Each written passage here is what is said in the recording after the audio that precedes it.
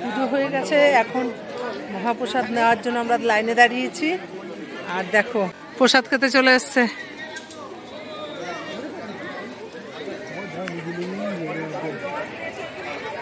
ওই দেখো, ওই যে আরো আসছে সব, ওই যে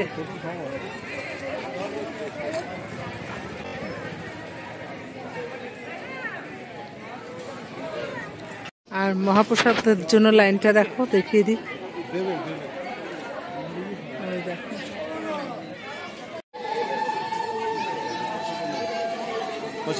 আপনি তো এখানকার ঠাকুর স্থানে এসেছি, তাই একটু চন্দনের টিপ না পড়লে চলে। দেখো, তাই চন্দনের টিপ পরে নিলাম সবাই মিলে।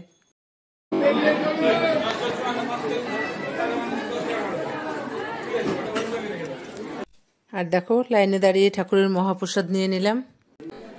মহাপ্রসাদ নেওয়ার পর দেখো এখানে পরমান্ন প্রসাদ দিচ্ছে, সেটাও নিয়ে নিলাম। তা বন্ধুরা, ভিডিওটা কেমন লাগলো একটু লাইক কমেন্ট করে পাশে থেকো।